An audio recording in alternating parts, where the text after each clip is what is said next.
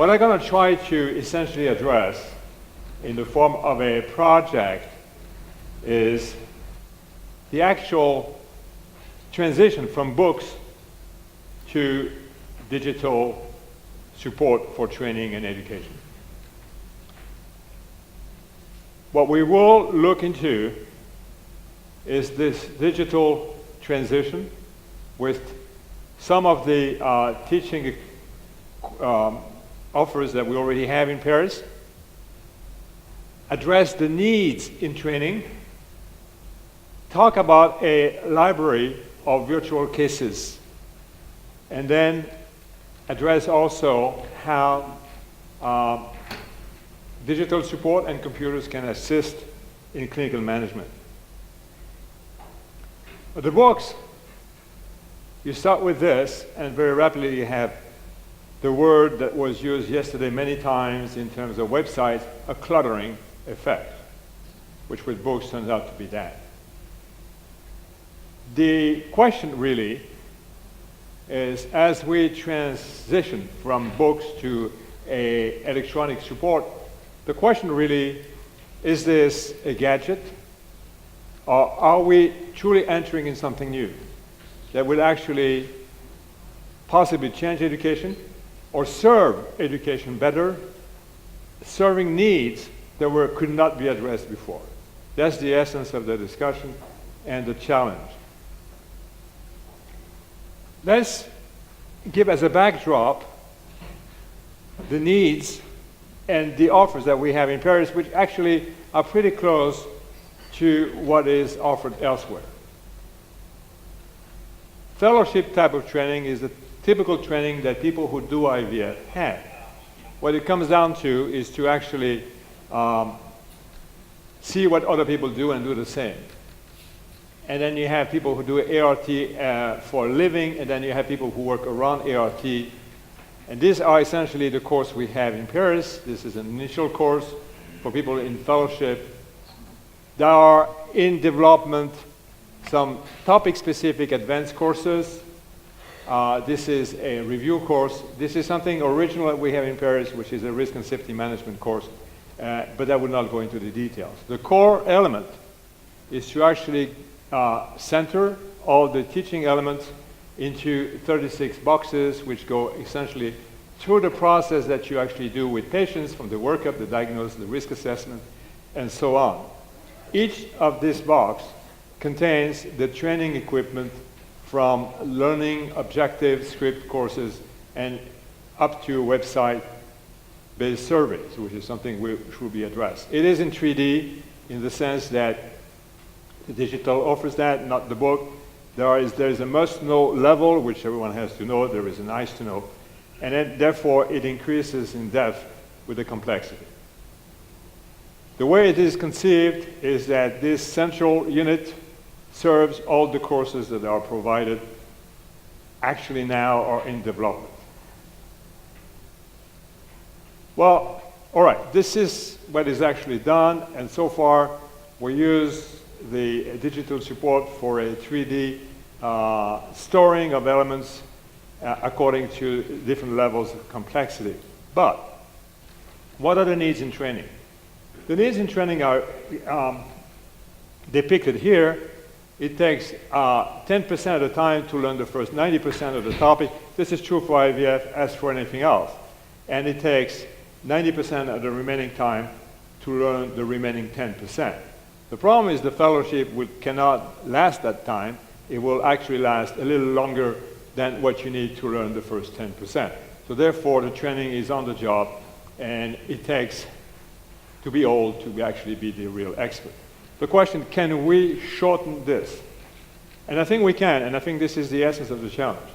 We can through simulation. And there are other industries in which it is done, and we'll go into this in the end. So, structured professional training, this is what I have addressed. This is what we're doing and in development and offer in Paris and abroad in collaboration. But this is not inherently drastically different from what existed. Training by simulation is the core of the interest. and it is what can make the difference between what existed before and what can actually now serve needs that were unmet up to now.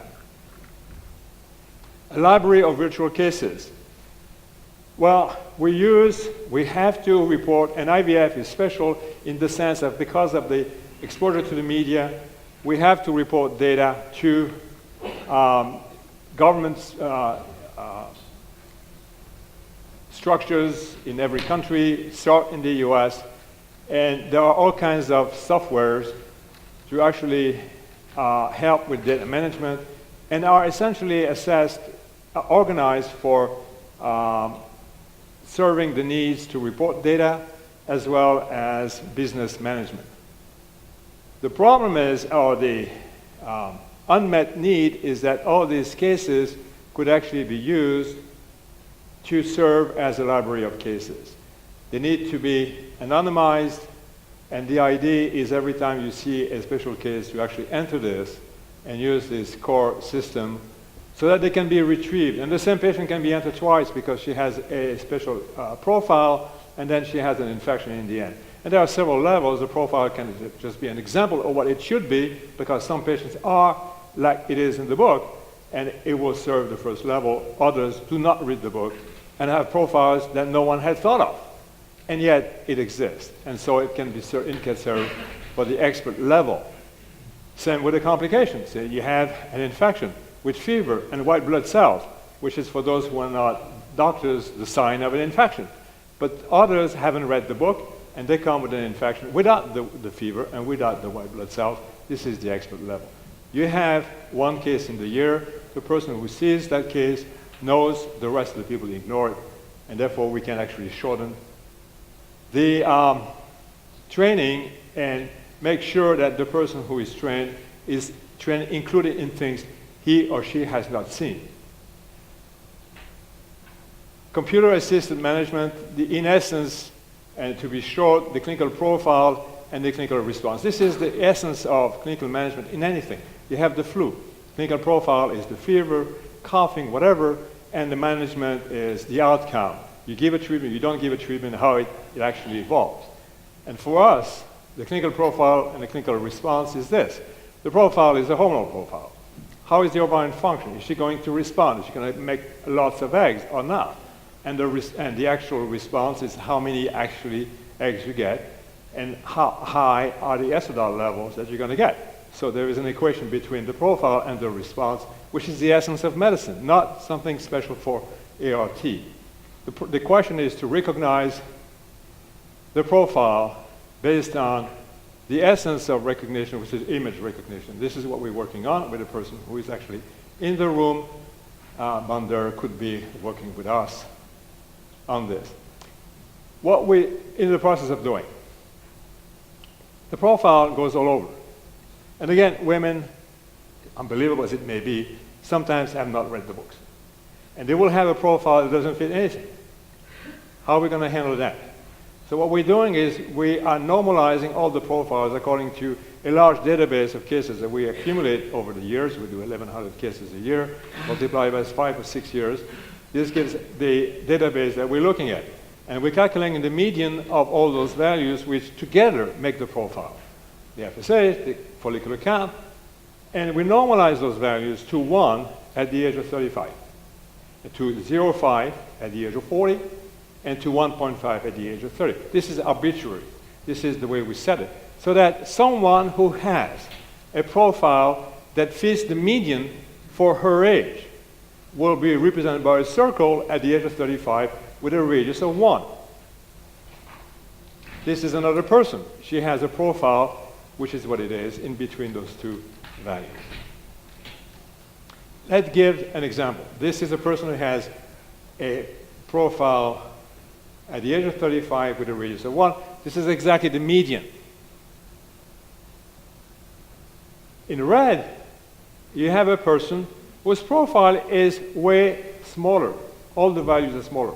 FSH is 0.5. Now, we realize that FSH 0.5 means, in fact, that FSH is higher, because as it gets worse, it increases, but it is normalized so that it is 1 at the age of 35, and the coefficient take into account the trend of the changes in relation with age.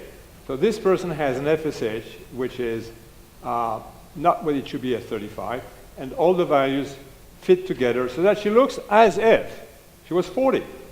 And you can talk about early aging.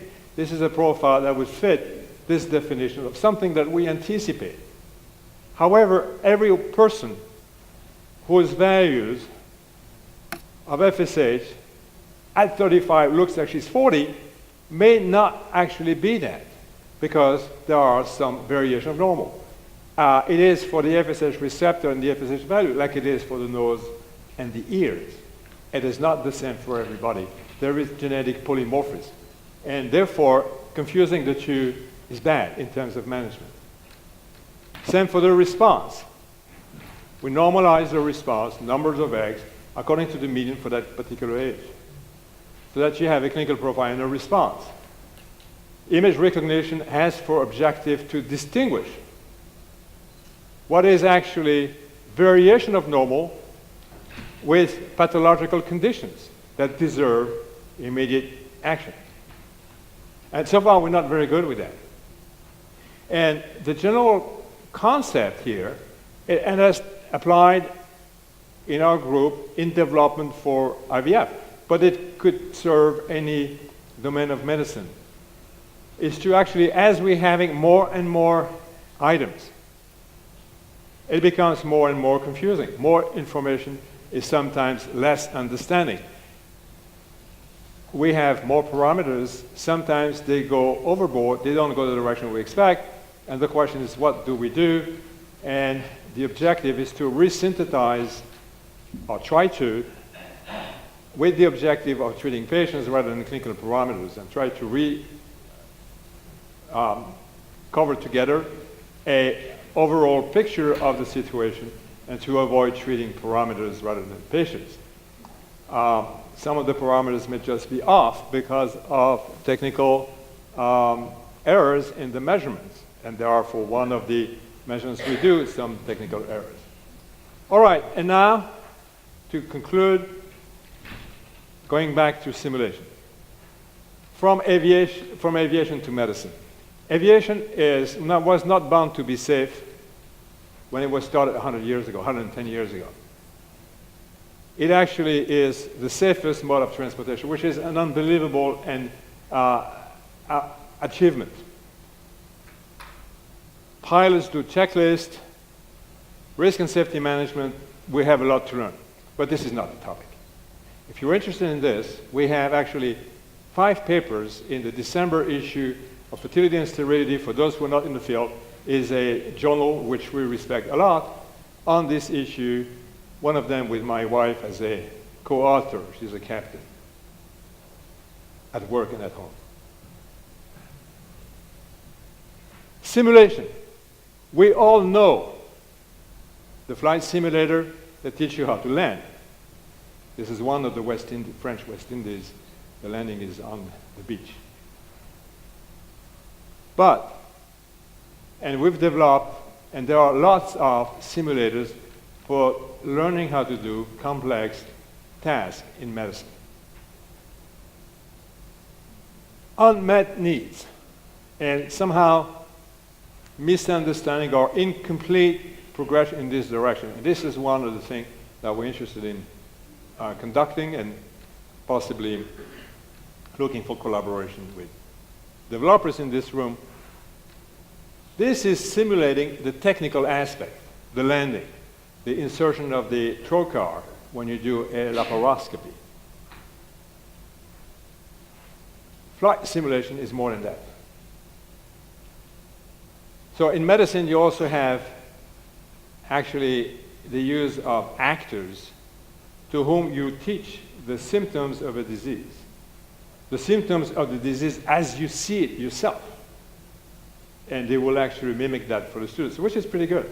And the simulators that we just saw for learning this or that task are pretty good as well. What I'm trying to say is that flight simulator is not just to learn how to land, particularly not when it's sunny on a beach in a West Indies. The simulation adds the insight the intelligence inside the flight simulation. It adds what is not likely to happen. It adds the crosswind, the downdrafts, the drizzle, the fog, and when all that happens, in short final, an engine out. Don't see the simulation as just a technical tool that teaches you how to land, because you could do that without the simulator in clear weather. It actually is the intelligence inside that actually exposes the pilot, the young captain who will fly the plane when you go home, to actually be an expert in dealing with things that he has or she has not seen, and is likely to not even see in his or her career. So, what we have to do, the essence of computer assisted is to actually fit in what you think the disease is, but the challenge to actually confront what you do will actually happen. So in essence, the intelligence inside is to actually try to use, and we have now the tools. We have the tools because we were forced to have them for reporting. And the developer in the field are happy because they sold their equipment. We have to report our data because our results are never 100% and should not be 0% either. They have been for 30 years, somewhere in between. And this is a stress, which was reminded to us by a patient yesterday. The government asked us to report. We have the equipment, but the equipment is underused in what it could be done because this is actually the source of cases to actually construct a library of patients for training and actually teach people in knowing how to handle what they haven't seen, just like the captain. So in conclusion, and I tried to stay within my time, and I was so much warned because I thought I was going to be short that actually I'm going to be short. All right, in conclusion, which is good actually. In conclusion, the structured training this is the model we have in Paris. We're developing now in process this.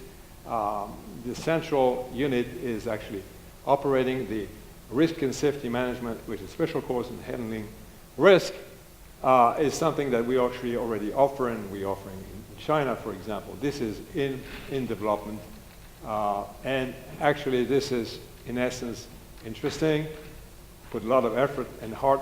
It is not inherently new to you. The challenge, the simulation. The simulation that exists is pretty good. But I think that somehow there is an uneven development in this process, whereby the technical development has gone far ahead. I mean, what people have done with these simulators is amazing. But the intelligence inside is what is now lacking.